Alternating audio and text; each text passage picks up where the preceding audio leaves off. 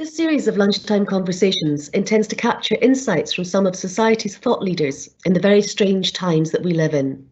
It's the 14th of May, and here in the UK, we are beginning to consider how to plan for recovery, whatever form that may take. Part of my role at Warwick University is to make sure our education programmes remain relevant and continue to serve the needs of society. To do this, it's important that I remain part of the research and industry community. The people that I'm going to speak to in this series are my professional network, and I rely on them to inform and help steer our educational offerings. We have seen seismic shifts in all areas of life. The extraordinarily pervasive nature of COVID-19 will have lasting effects. With me to discuss, I have Kievan Zokaei, Partner and Head of Financial Services at SA Partners, and Chris Buckell, who is a continuous improvement professional at Babcock International. So, welcome to lunch. First of all, Kievan, congratulations on becoming a father, and please pass on my love to Solly and baby Kievan. Thank you. I have to ask, how are you finding working from home? Thank you, Mairi. And hello, everybody. It's challenging, very challenging if you have a newborn. We're grateful that Solly didn't have to go through labor through the actual lockdown and crisis. You can imagine a lot of the NHS services were affected hugely. So we were grateful every day that we had baby Kievan just weeks before all of this happened. And ever since, it made us be more focused on things that really matter, like health and relationships. And friendships, of course. Of course. The area you work in is financial services. Can you tell us a bit, what does that mean? And what's the kind of main area of work that you do with financial services? So we are a management consultancy, and I have been helping businesses, mostly service businesses and more recently financial services, to go through transformation and change. And I hadn't in my wildest dreams thought of change of this magnitude, as you just said. Yes. And so they are all adapting. So imagine one of my clients is a company, this is in the public domain, so I can share it, called S&P Global. They are the main rating agency, the largest rating agency in the world. And one day in London, they decided they're sending 1,200 people home. Wow. because they had one confirmed case of COVID-19 who had from another company.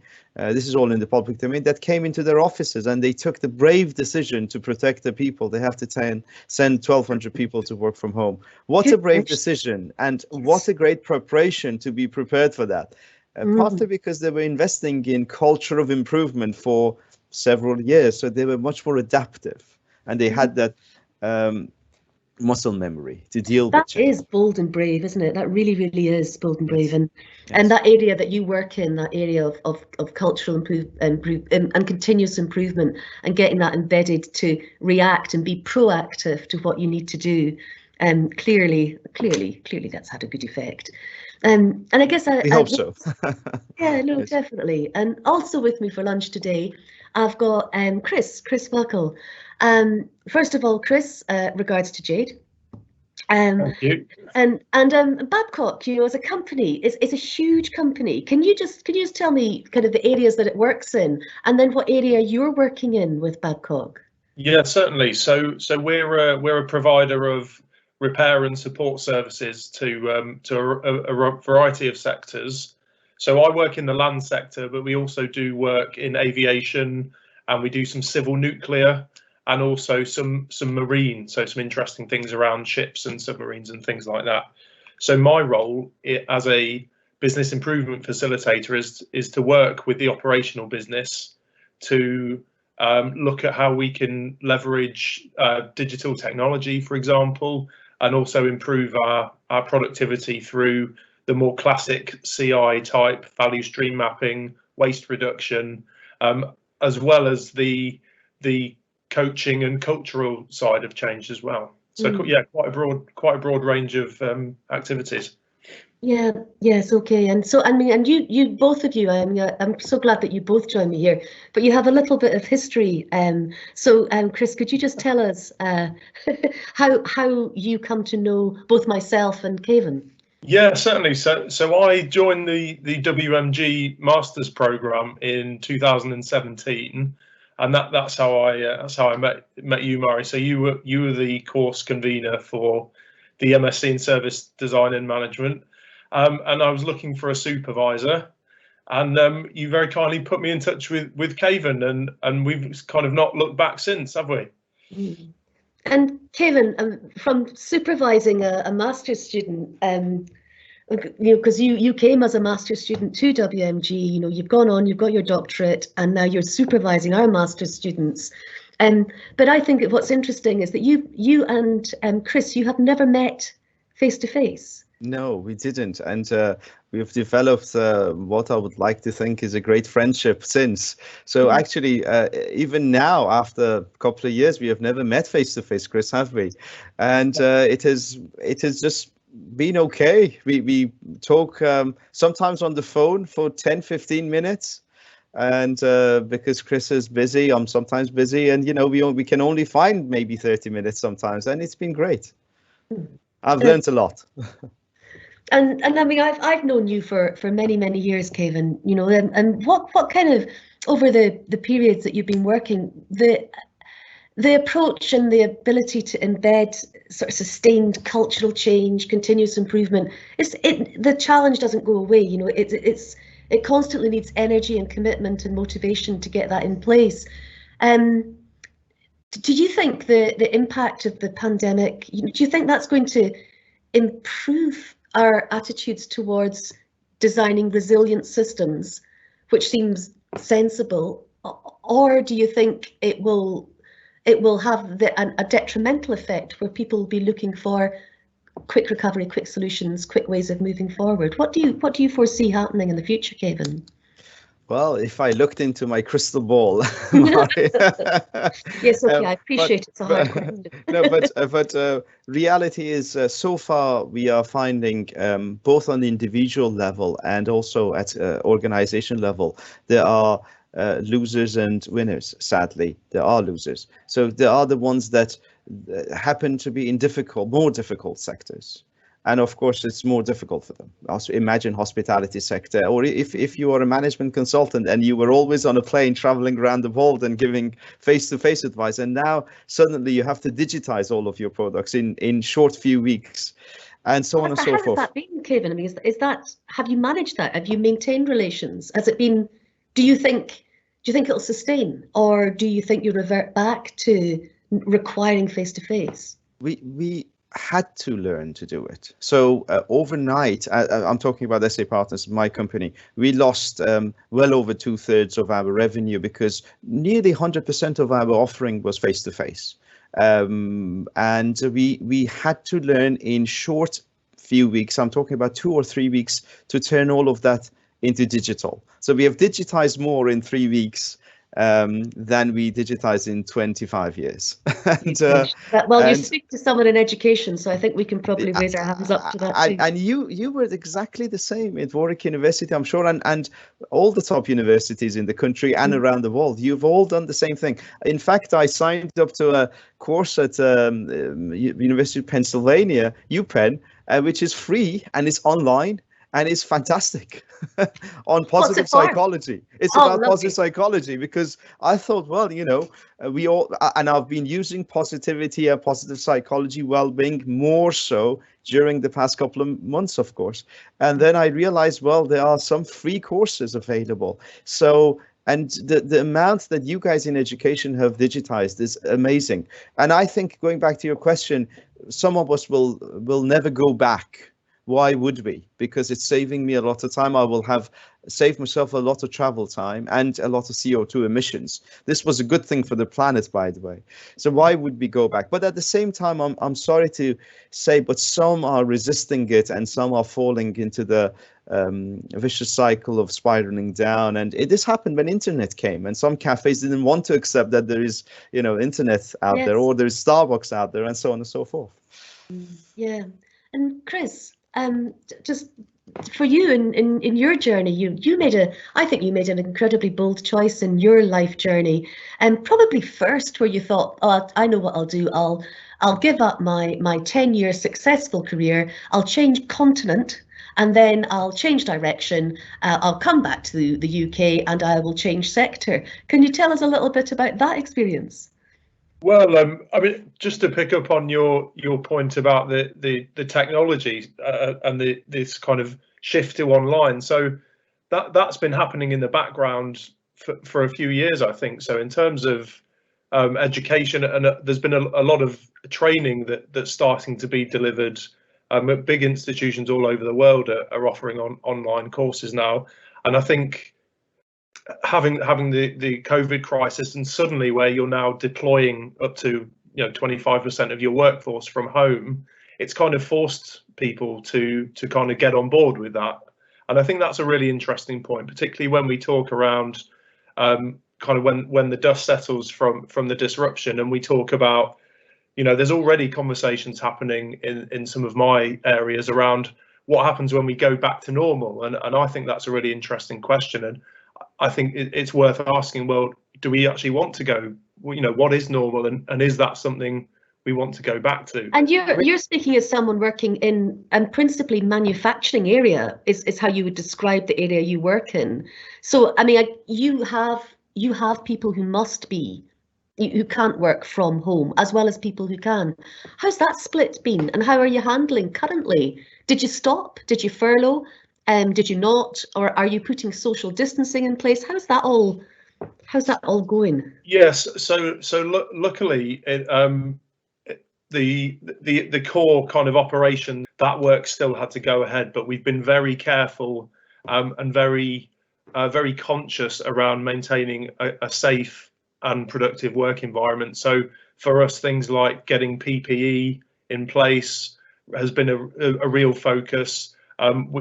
What's been great from my point of view, particularly working with some of the senior managers, is that what's really shone through is the importance of looking after our people and making sure we're sending them safe home every day.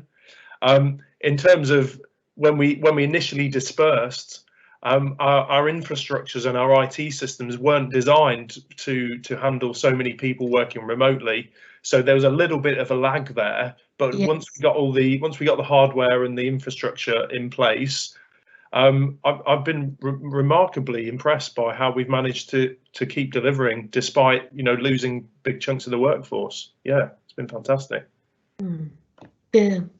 Yes, okay. I mean, that's kind of mirroring what Kievan was saying, really, with putting the priority of safety of people at first. And I mean, often there's a rhetoric of, or a narrative at least around the idea that, the corporates are the big bad guys out to make money. But it really is quite a powerful message that actually corporations are putting their people first and the safety of their people first. And it's heartening to hear that. It's heartening to hear that.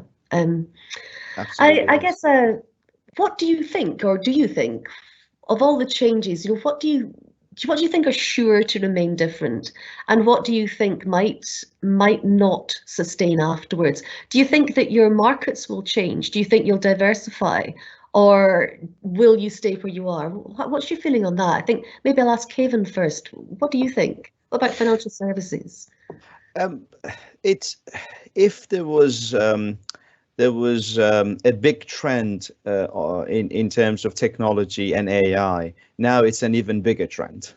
We know that. So the bank teller job was dying fast, unfortunately, but it's even faster now because the banks had to shut the branches or reduce significantly the hours and so on and so forth. So that definitely is there. And let's not kid ourselves. Technology does create jobs, but at the same time, it probably destroys more jobs at the same time. I mean, this is all the statistics definitely show that. So we will have a society that will, there will be fewer and fewer jobs available, and those jobs will be more and more white collar jobs and in the domain of technology more and more. So that is a definite trend. Now, so a lot of futurists have actually studied this and wrote about this, and they are predicting maybe going forward we have to accept that we don't need to work that many long hours. Maybe we are all dealing with societies that fewer hours are more acceptable, and because there's just that much we need to do. Yes. And so the technology trend has been hugely reinforced. I mean, look at Zoom. They went from 10 million users to 200 million users.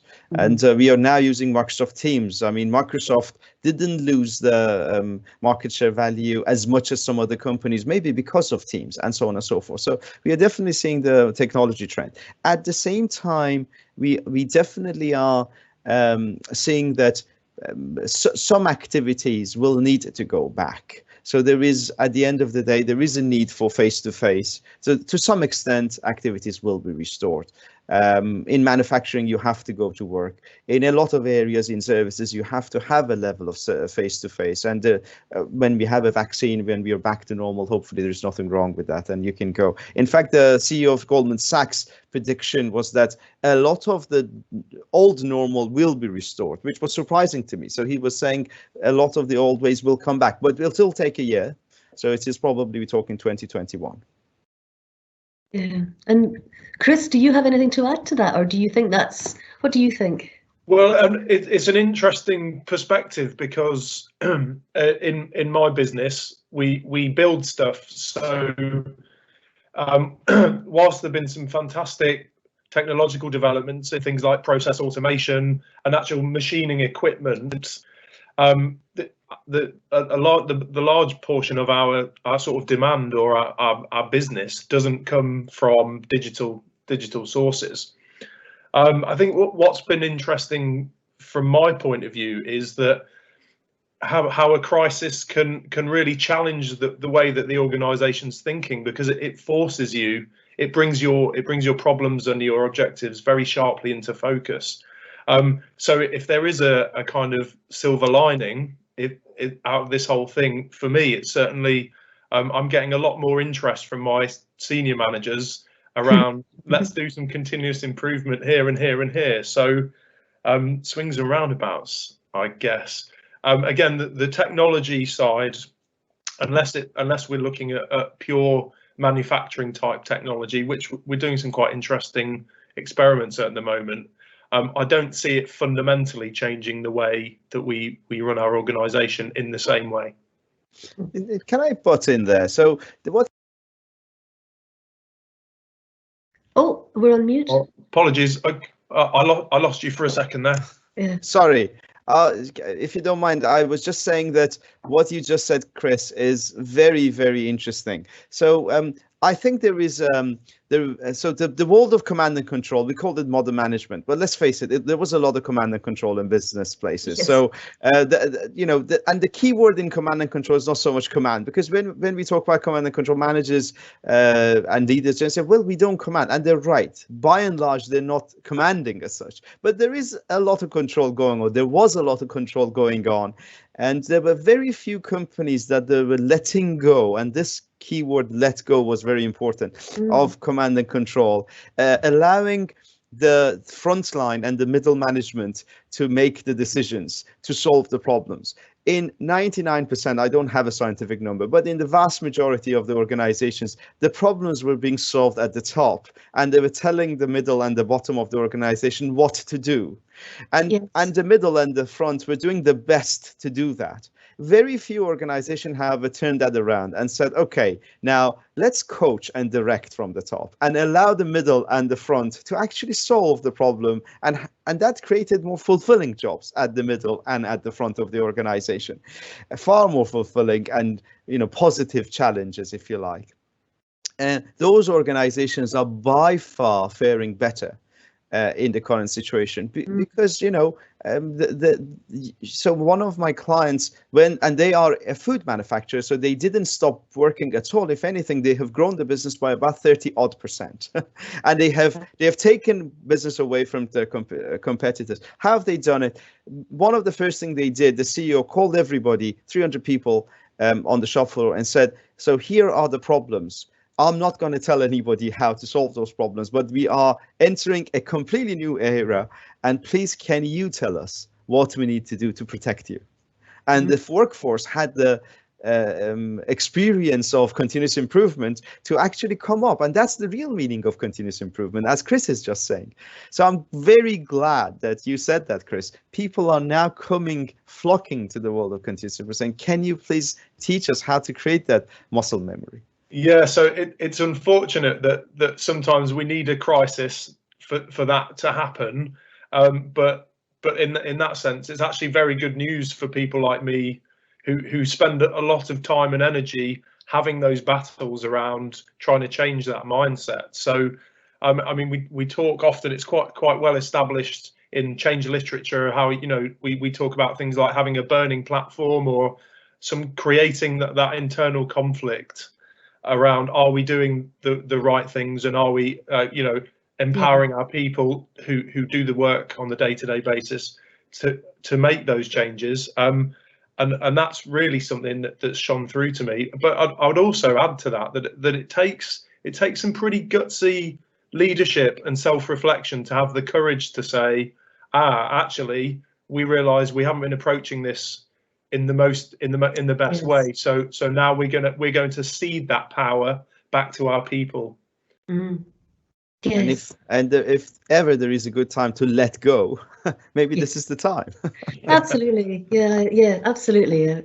Yeah, there is, I guess there's, I mean, obviously this is an incredible time, and there's a huge amount of loss around the world, and it's shaken us up.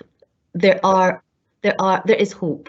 There is hope for the way forward, though. So, thank you both very much indeed for these insights.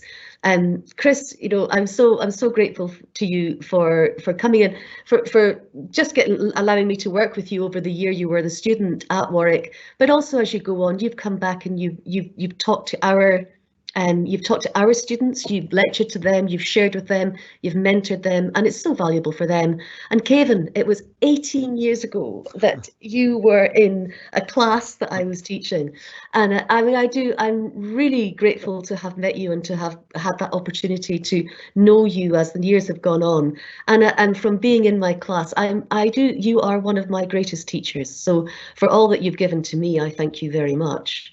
We have to thank you, I think, Mairi. You're definitely one of the most remembered teachers I've ever had, and a great friend, I hope, over the years of, you know, I've learned a lot from you, and from Warwick University. What a great place. Thank you. Thanks very much. If anybody listening to this would like to hear a little bit more from Dr. Kievan Zokaei or from Chris and from Chris Buckell, please drop me a line and I'll forward it on. I'm on Warwick's website. If you're watching this on YouTube, follow the link in the closing slide and you'll get to me, or be put in touch with Chris or Kievan. This series is also going to be made available as a podcast. So, guys, nothing more to say apart from enjoy your lunch.